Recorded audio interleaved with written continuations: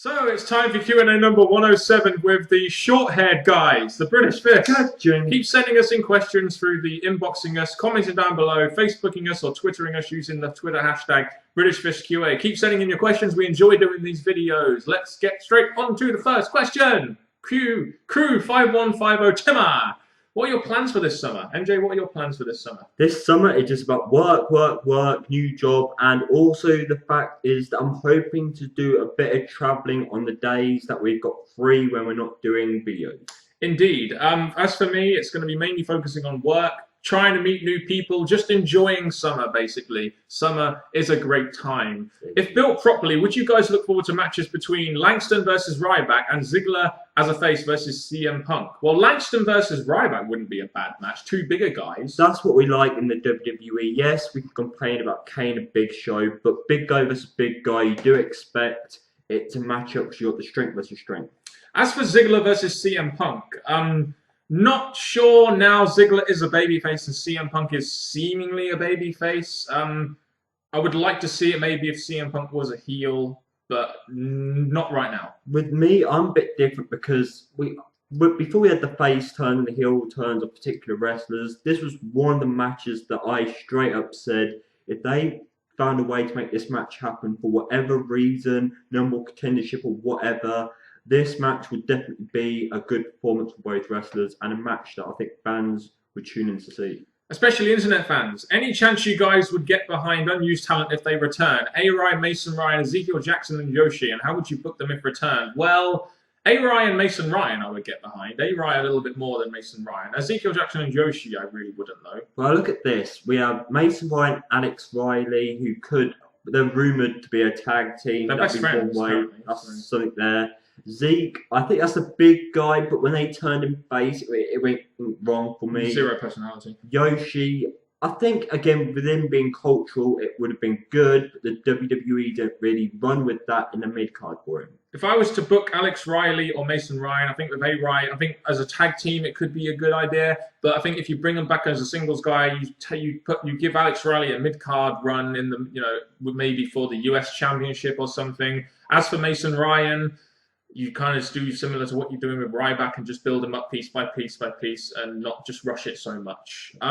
Would you agree the Attitude Era was a one-off for the WWE to do anything they can for ratings? And despite the Attitude Era, has the company improved in all aspects since 1993? The Attitude Era was a one-off in the sense that it was right for the time. And there was competition. So WWE pretty much had to pull out all the stops to try and get ratings because WCW was kicking their ass in the ratings at some points. When I look at the Attitude Era, the fact they had the stronger wrestlers, stronger storylines, the WWE took many different risks of what they think would attract different people. And even though the WWE now try to do risky stuff, but they're very limited because of the protection of the kids. And despite the Attitude Era, has the company improved in all aspects since 1993? I think they've definitely improved in production. They've definitely improved in health and safety with the drugs and everything like that. That's definitely improved.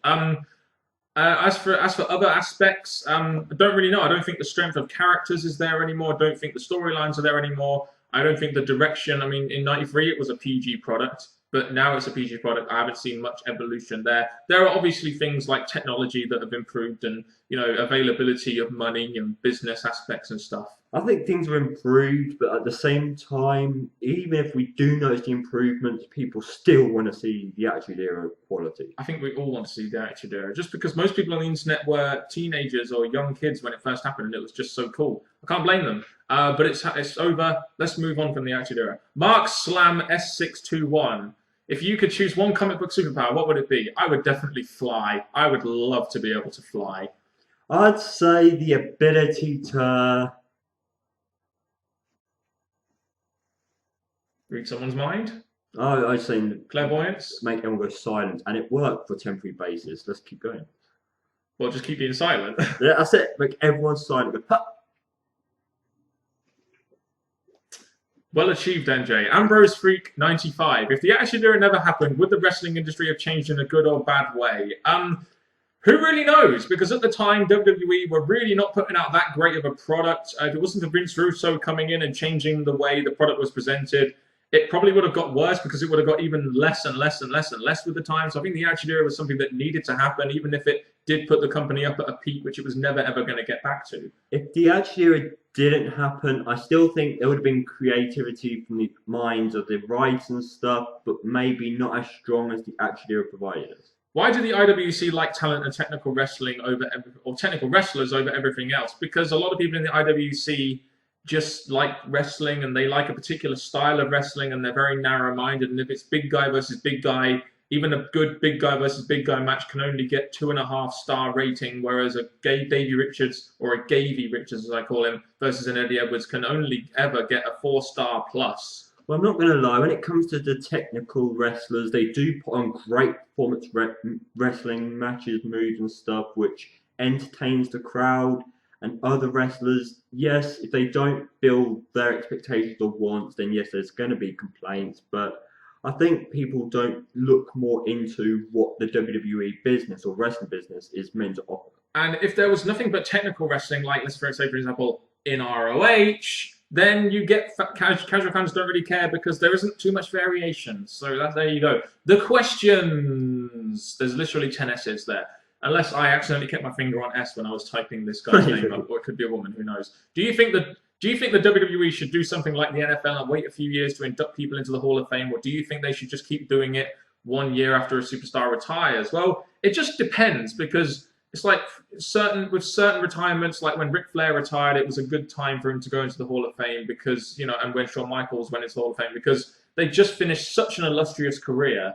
And it just felt like there was time. But think maybe guys like Edge that were quite young at retirement age, considering guys like Flair and etc., they could maybe wait a little bit. But if you're an older person, then I think going in the year after you retire, like an Undertaker, if he didn't go in on his last WrestleMania, it just wouldn't feel right. Even though I do understand that after they've had a big career, you want to give them the thanks before they go off to retirement or whatever they do next.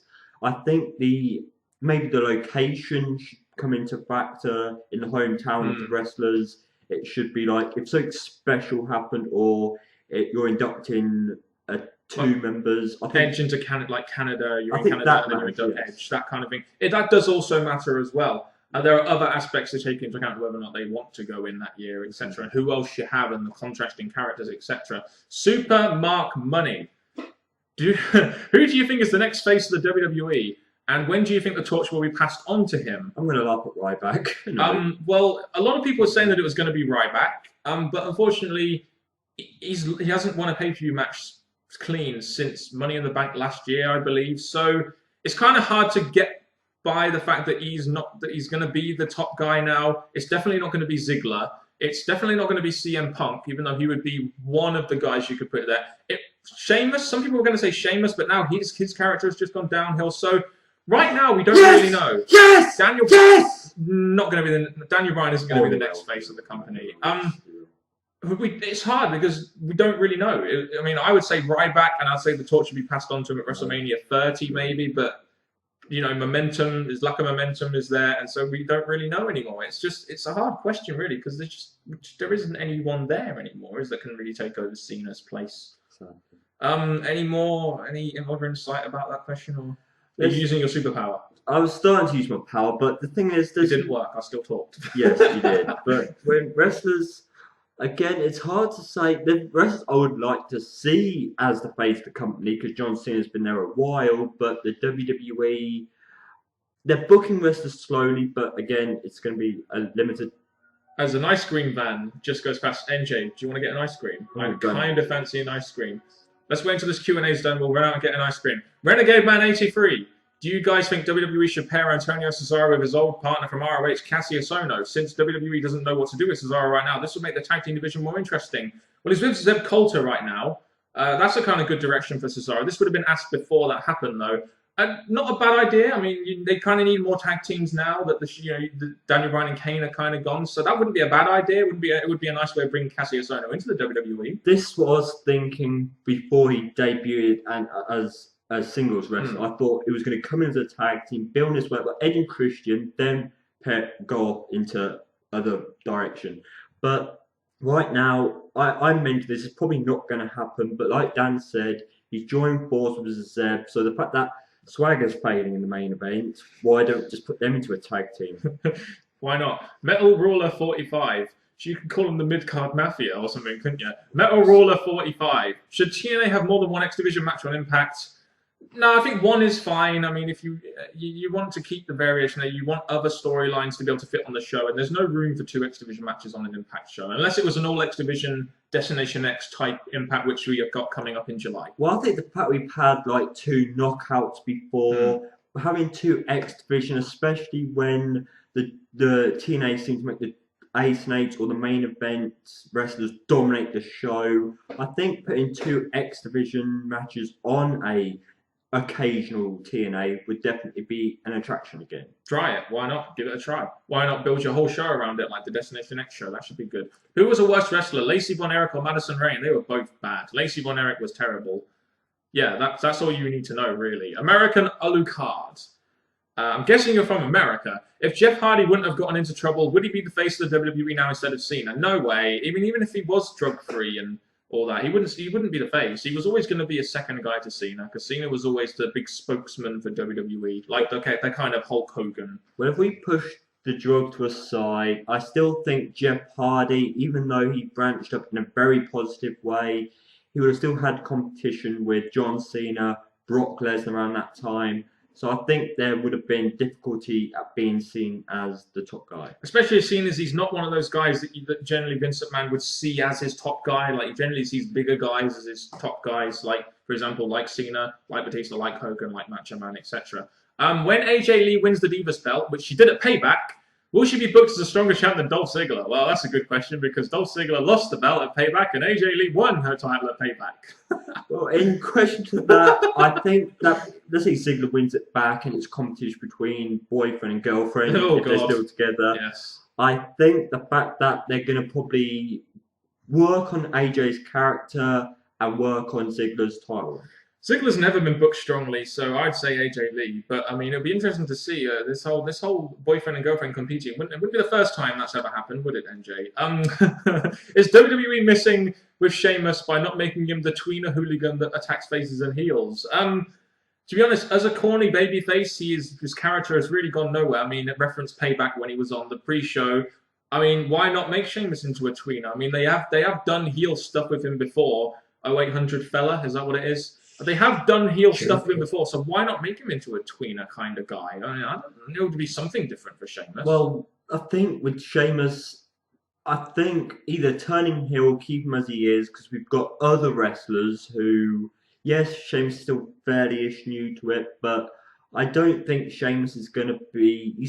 everyone likes him as a heel, some like him as a face, but I think just keep him as he is for the sake of you've got other wrestlers who are doing a better job. And for the sake of the kids as well. They love him as a babyface, apparently. They love a pasty white guy with an Irish accent and a guy that goes, ah, ah, ah. Apparently.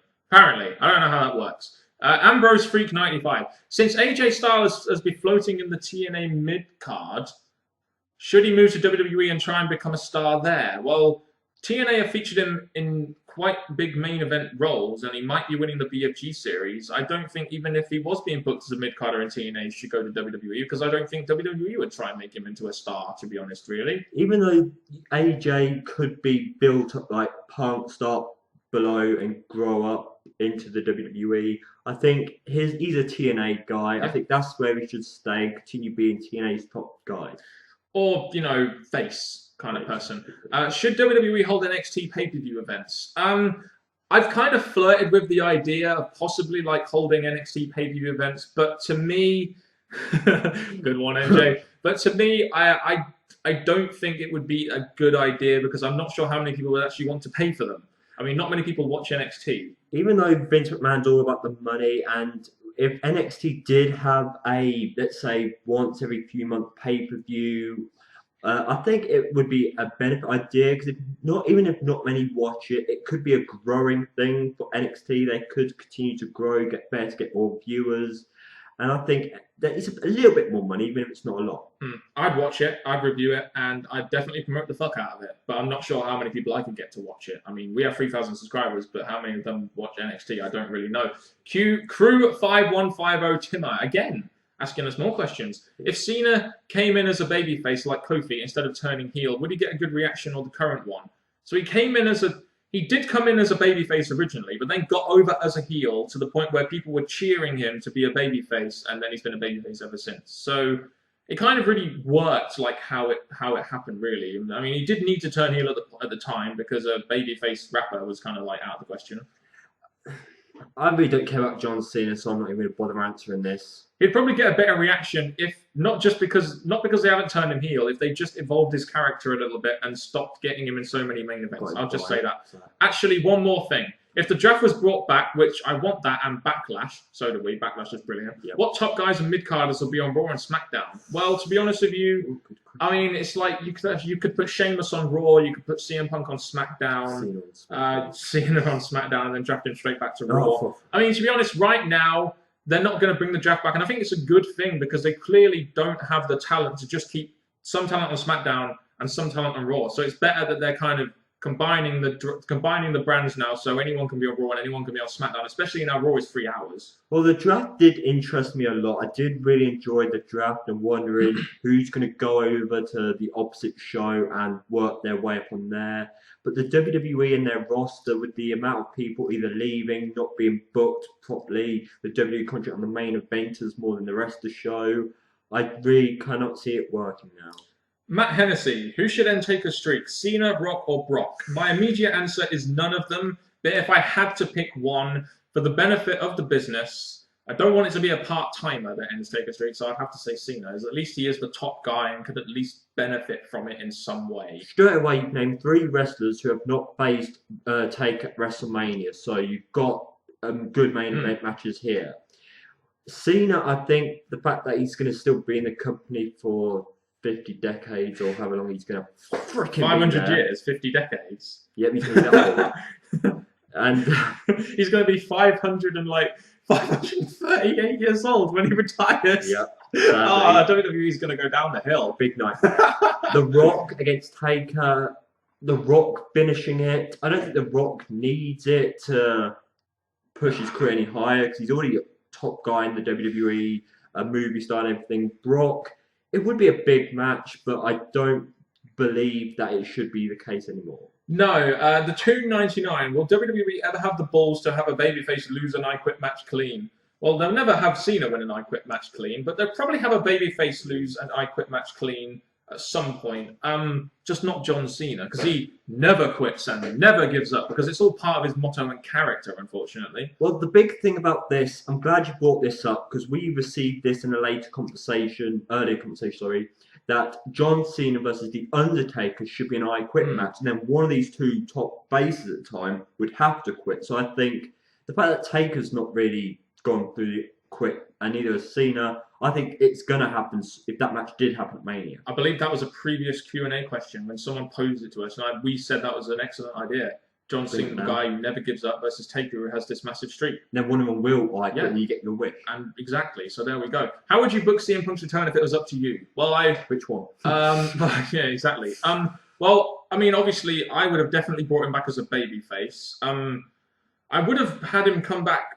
I mean, I don't really know. I mean, I might have had him return on Raw. I think it was a good idea to have him return on a pay-per-view. I wouldn't have had him wrestle Chris Jericho. In this return, okay. Yeah, I mean, you give your thoughts. I'm not really sure. I'm going to mull mine over while you're doing yours. I think on Raw, as we've just seen, he was in in-ring segment with Paul Heyman. Yes, they were starting to build him up as, is he going to be a heel? Is he going to be a face? And the fact that he was in the ring with Paul Heyman, and he said when he was waiting, I would have just kicked down Heyman and classified that he's a face. So it would have started as a, which one is he going to be? And then on Raw, prove that he's a face. I'd probably end up maybe having him return at Money in the Bank and have him win Money in the Bank or something like that. Maybe as a heel, but definitely. I mean, I don't know. As a babyface, I just prefer to have him as a fucking babyface. That's all. I think that's definitely right. Right. That's another Q&A from us, British Fest. Please keep sending in your questions as NJ keeps trying to work his superpowers on me. And goodbye.